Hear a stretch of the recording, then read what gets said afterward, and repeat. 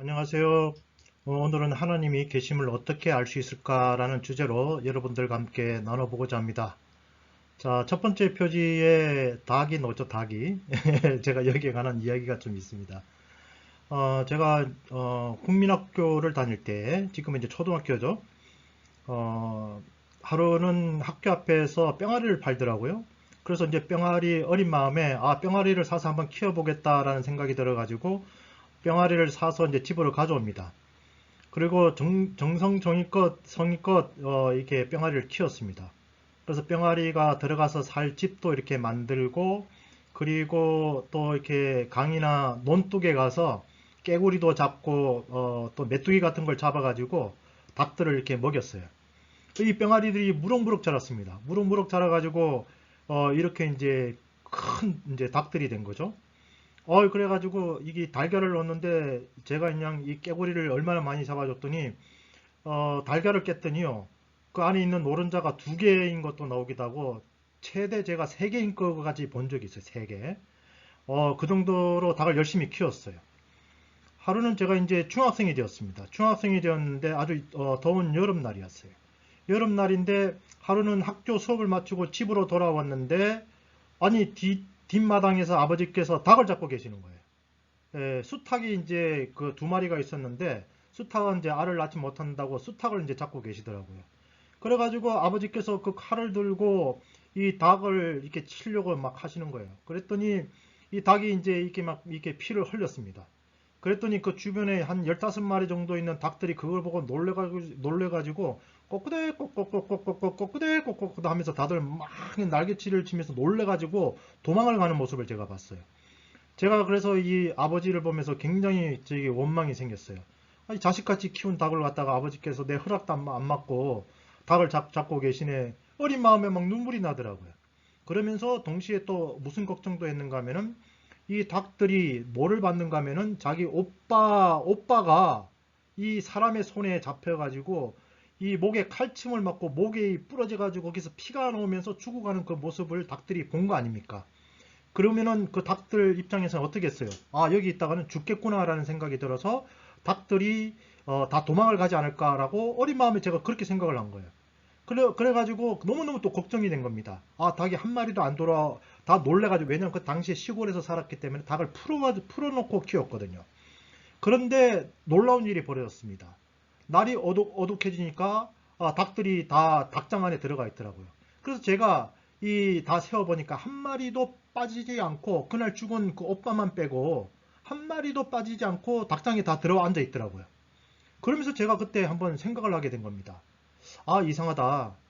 아무리 닭이 IQ가 낮다고 하더라도 오늘 분명히 오빠가 목이 잘려가지고 이게 죽는 걸 분명히 두 눈을 뜨고 봤고, 그리고 그것 때문에 너무 놀래가지고 도망도 가고 그랬는데 어떻게 밤이 되니까 한 마리도 빠지지 않고 이렇게 다 돌아올까 하고 이제 제가 생각을 하게 된 거예요. 그러면서 나름대로 어떤 이제 결론에 도달을 했는가 하면은 닭은 사람을 이해를 하지 못하는 거구나. 닭과 이 사람 사이에는 어느 정도 갭이 있어서 닭의 머리로서는 사람이 어떤 생각을 하고 있는지에 대해서 알지 못하는구나. 그래서 한 마리도 빠지지 않고 이렇게 닭장으로 다시 돌아온 거구나. 그러면서 이제 저도 나름대로 이 짐승과 인간 사이에 물론 그렇게 엄청난 격차는 아니지만은 그래도 어느 정도 건널 수 없는 그런 격차가 이렇게 있는 거구나라는 것을 알게 된 겁니다. 그 뒤에 제가 이제 하나님을 알고 나서 이제 이 생각을 하게 된 겁니다. 우리 개미가 인간을 이해할 수 있을까요? 개미 수억 마리를 앞에다가 놓고 컴퓨터를 어떻게 만든 그 원리에 대해서 설명을 한다든지 자동차가 움직이는 그런 원리에 대해서 설명을 하면 개미가 과연 그것을 이해를 할 수 있을까요? 마찬가지인 것입니다. 우리 인간이라는 존재가 아무리 큰 존재라고 할 수 있을지 모르겠지만은 우리는 내일 일도 어떤 일이 일어날지 알 수 없는 그런 존재라는 것이죠. 요즘 코로나 바이러스 때문에 정말 온 세계가 고통을 받고 있습니다. 그게 불과 올해 1월달, 2월달에 일어났던 그런 일들이죠. 불과 6개월 전에 그런 일이 일어나서 정말 전 지구가 이렇게 될 거라고 누가 상상이라도 했겠습니까? 이처럼 우리는 내일 일도 알 수 없는 것이 인간이라는 것이죠. 과연 정말 하나님이 만약에 혹시라고 계시다면은 그 하나님과 인간 사이의 그 갭이라는 것은 사람과 닭의 그 관계보다도 더 큰 차이가 있는 것이 아닐까라는 생각이 든 겁니다. 그래서 인간 중 과연 누가 하나님을 이해할 수 있고 인간 중 누가 하나님을 가르칠 수 있을까라는 생각을 해보게 된 것입니다. 그 후에 제가 이제 하나님이 계신 것을 알고 하나님과 인간 사이에는 결코 건널 수 없는 엄청난 그런 차이가 있다라는 것을 저도 이제 인정을 하게 되게 된 것입니다. 자, 그렇다면은 하나님은 계시는가? 저도 정말 이 사춘기 시절에 그리고 그 이후로도 계속 하나님이 계시는가 하는 그런 질문들을 스스로에게 해본 거예요. 그리고 과연 인간은 하나님께 도달할 수 있는가? 인간이 점프하고 하늘 높이 날아서 비행기를 타고 로켓을 타고 저 멀리 가면 과연 하나님께 도달할 수 있는 것인가? 등등의 이렇게 이제 생각을 해보게 된 것입니다. 그러나 저의 결론은 무엇이냐면은 인간과 하나님 사이에는 건널 수 없는 너무나 큰 차이가 있기 때문에 인간이 아무리 노력을 하고 수고를 한다 할지라도 하나님께 도달할 수 없는 게 아닌가 하는 그런 생각을 하게 된 것입니다. 여러분들도 아마 이런 생각을 한번 해보셨을 거예요. 하나님이 만약에 정말로 살아계시다면, 하나님이 신이라는 존재가 정말 존재한다면 단 한 번만 인간들에게 나타나면 모든 인간들이 하나님을 믿게 되는 것이 아닐까 하는 생각을 여러분들도 해보셨을 거고 저도 그 생각을 해본 적이 있습니다. 여러분 솔직히 그렇지 않습니까? 갑자기 대낮에 어디를 가고 있는데 갑자기 하늘에서 엄청난 큰 신적인 존재가 나타나서 한번 호통을 치게 되면은 모든 인간들이 신의 존재에 대해서 의심하지 않게 될 것이고 그 신을 믿게 되지 않겠습니까? 그런데 지금까지 그런 일이 있었나요? 단 한 번도 정말 하나님은 스스로의 모습을 인간들에게 보여주신 적이 없으신 것이죠. 자, 그러면은 우리 하나님이 한 번만 나타나 주시면 될 텐데 하나님이 나타나 주지를 않으세요. 성경을 보면은 하나님은 보이지 않는 영적인 그런 존재라는 것입니다. 그러면 우리 인간은 보이지 않는 하나님을 어떻게 알 수 있고 보이지 않는 하나님을 어떻게 우리가 믿을 수 있을까요? 자, 정말 하나님은 자신을 인간에게 나타내 주시자면 하나님이 스스로를 우리에게 그분이 계시다라는 것을 우리에게 알려주지 않으시면 그분이 나타내 주지 않으시면 인간은 하나님을 발견할 수 없다라는 것이 제 생각이고 제 결론입니다. 저도 그동안 나름대로 인간적인 방법에 의해서 신에게 도달하기 위해서 무단히 이렇게 노력을 했지만은 하나님은 단 한 번도 하나님을 저에게 보여주신 적이 없으신 것이죠. 그런데 하나님은 또 계시다라고 성경이 이야기를 하고 있는 것이죠. 그러면 과연 우리는 어떻게 해야지 이 미약한 존재가 그 위대하신 창조주 하나님을 우리는 어떻게 알 수 있게 될까요? 그래서 우리 이 기독교 강요를 쓴 위대한 신학자인 칼빈과 같은 경우에는 자연계시에 대해서 이야기를 하게 됩니다. 우리가 이 자연을 보면은 하나님을 알 수 있다라고 주장을 하는 것이죠. 그래서 하나님은 천지를 창조하셨고 그 천지를 바라본다면은 천지를 통해서 우리가 하나님을 알 수 있다라고 이야기를 하는 것입니다. 그래서 하나님은 하나님을 알 만한 것을 만물을 통해서 알려주셨다라고 이야기를 합니다. 자, 정말 여러분 자연을 보면 하나님이 보이십니까? 예, 그럴 수도 있고 그렇지 않을 수도 있는 것이죠. 그런데 우리가 이 우주의 이 정말 신비를 한번 이렇게 알게 된다면은 아마 한 번쯤은 이 우주를 만든 신이 존재하는 것은 아닐까라는 생각을 한 번쯤은 우리가 할 수도 있지 않을까 하는 생각이 듭니다. 여러분, 지금 나오는 이 그림이 뭐냐면은 우리가 잘 알고 있는 수금지와 목도 천해명, 우리가 이제 이 어떻게 보면은 이 지구가 있는 태양계가 여기 나와 있는 것이죠. 여기 보면은 이제 이 태양이 이렇게 있고 가장 가까운 이제 수성이 있고 뒤로 이렇게 쭉 이렇게 해서 명왕성까지 이렇게 있는 것을 보게 됩니다. 여러분, 이 정말 신비스럽지 않습니까? 이 우주가 이 태양이라는 그것을 센터로 해가지고 중심으로 해서 그 위에 이 별들이 이렇게 돌아가는 정말 질서정연하게 돌아가는 것이죠. 만약에 거기서 단 한 번이라도 그 궤도를 갖다가 이탈하게 된다면은 아마 서로 충돌을 해서 박살이 나서 없어졌겠죠. 그런데 이 정말 뭔가 정해져 있는 이 순서에 의해서 이 별들이 제자리를 지키고 있는 이런 모습들을 보게 되는 것입니다. 지구 또 주위에는 또 달이 있어서 약 한 28일 내지 29일마다 한 바퀴씩 이렇게 또 이렇게 회전하는 그런 모습들을 보이게 됩니다.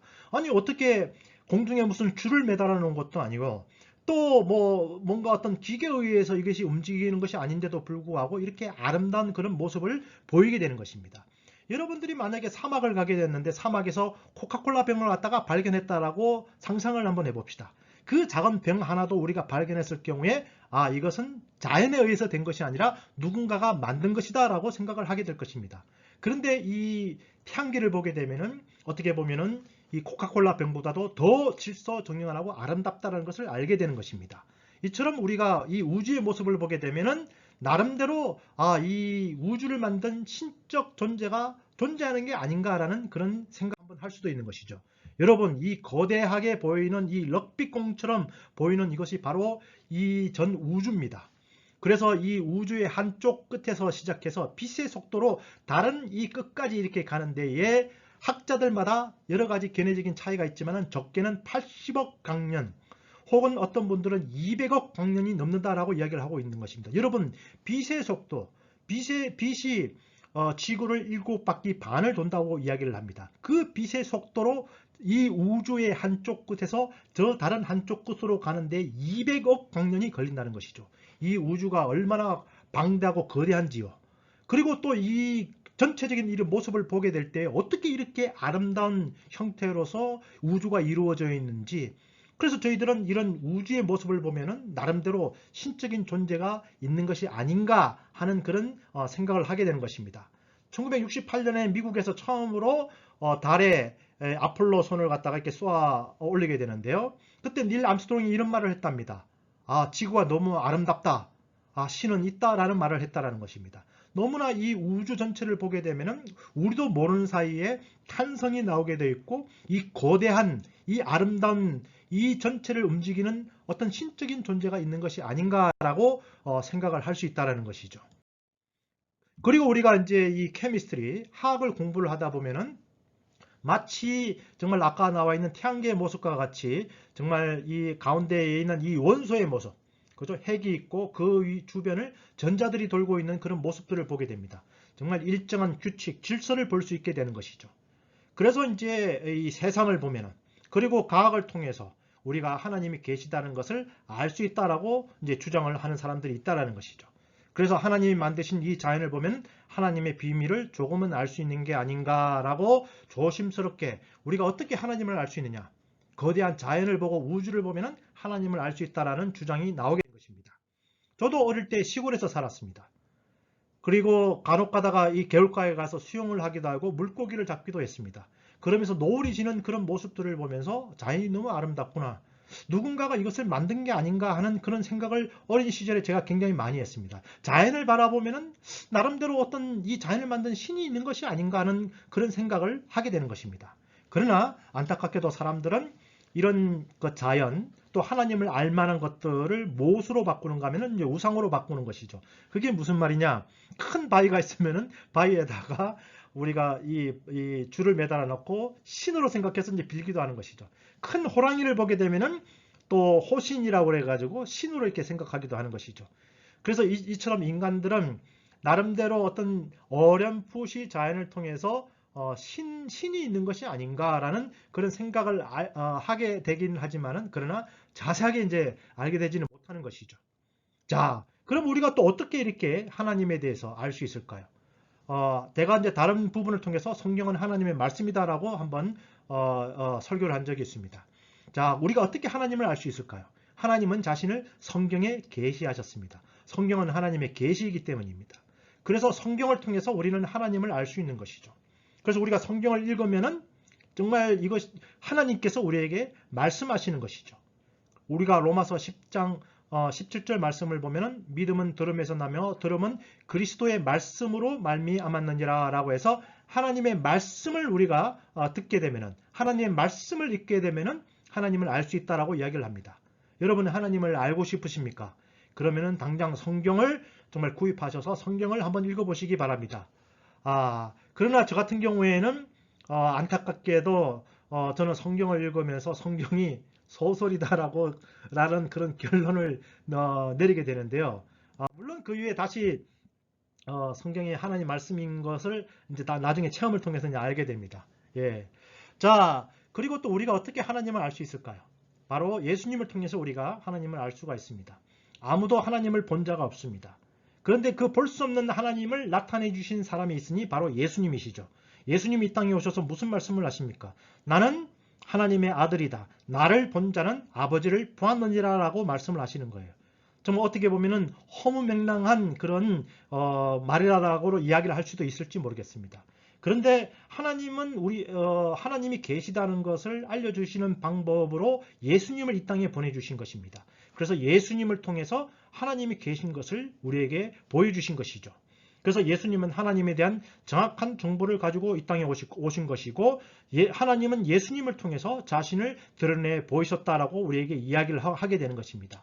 그런데 안타깝게도 세상의 많은 사람들은 예수님을 바라볼 때에 훌륭하신 분, 성인으로만 생각을 하지 그 누구도 예수님이 하나님의 아들이요, 하나님을 보여주신 분으로 생각을 하지 않는다라는 것이 어떻게 보면은 문제일 수가 있습니다. 예, 참 어렵습니다. 어떻게 보면 인간은 정말 바닥에 있는 그런 존재요. 하나님은 정말 저 멀리 하늘에 계신 분이신데 우리 인간의 면에서 어떻게 하나님을 알 수 있을까? 저도 이것 때문에 고민을 많이 했습니다. 특별한 방법이 없는 것 같습니다. 그런데 그 중에서 제가 또 하나 발견한 것은 바로 뭐냐면 기도입니다. 예레미야서 29장 12절 말씀에 너희가 내게 부르짖으며 내게 와서 기도하면 내가 너희들의 기도를 들을 것이요 너희가 온 마음으로 나를 구하면 나를 찾을 것이요 나를 만나리라. 제가 하나님을 만난 경험을 다른 간증에다가 올린 적이 있습니다. 저는 그때 하나님이 계신지 안 계신지를 알지 못했어요. 또 솔직히 기도하면 하나님이 만나주신다는 말씀도 저는 알지를 못했습니다. 근데 제가 수련회에 가서 3박 4일 동안 하나님을 찾았어요. 하나님이 계시면 저를 만나주십시오. 하나님 당신이 살아계십니까?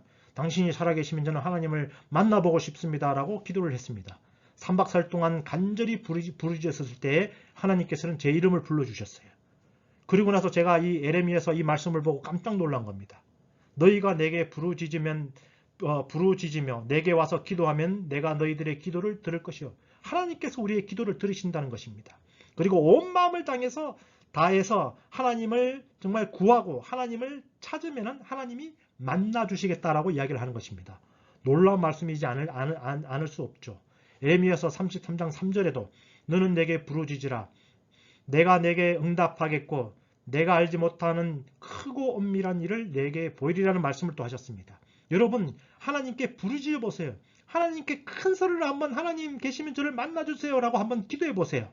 그러면 하나님은 반드시 응답하십니다. 만약에 응답하지 않으신다면 하나님이 계시지 않는 것이라고 말씀을 드릴 수 있는 것이죠. 그러나 이 말씀이 정말 사실인지 거짓말인지 여러분들 정말 한번 하나님께 한번 부르짖어 보시기 바랍니다. 여러분 그 이외에 굉장히 드문 경우로 하나님이 어떨 때는 사람을 찾아오시는 그런 장면들이 있습니다. 그래서 이 사도행전 9장을 보게 되면은 바울이라는 사람이 있는데요. 이 바울이라는 사람은 길을 가던 도중에 하나님이 바울을 부르십니다. 바울아, 바울아 하고 이렇게 부르시는 그런 장면이 나옵니다. 그런데 이 바울이 이제 무릎을 꿇게 됩니다. 쓰러지게 됩니다. 당신은 누구십니까? 나는 네가 핍박하는 예수다라고 이야기를 하십니다.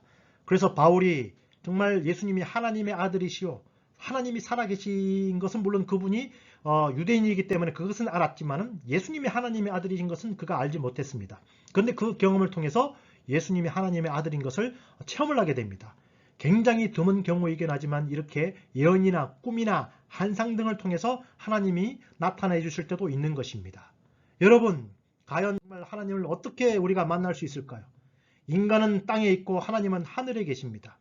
정말 그 하늘 위에 계신 하나님을 우리가 어떻게 만날 수 있을까요? 자연을 보면 어렴풋이 물론 알 수 있을 것입니다. 성경을 보면은 정말 알 수도 있고 알지 못할 수도 있습니다. 제 경험에 의하면 저는 성경을 통해서 하나님을 알지를 못했어요. 그러나 저는 기도하는 가운데에 하나님이 저에게 응답하심으로 말미암아 하나님이 계시다는 사실을 알게 된 것입니다. 여러분 제가 여기서 어떻게 하면 하나님을 만날 수 있을까 여러 가지 방법들을 여러분들에게 건면해 드렸습니다. 이 중에 정말 한 가지라도 붙들고 간절히 정말 하나님을 한번 찾아보시기 바랍니다. 비록 하나님이 강건하여서 이 지구 전체에 나타나 주시지는 않으시지만은 하나님은 분명히 살아계시고 우리에게 오늘날도 역사하시는 그런 분이라시는 겁니다. 그런 하나님을 꼭 한 번쯤 만나시고 체험하시는 여러분 되시기를 예수 그리스도의 이름으로 축원드립니다. 예, 감사합니다.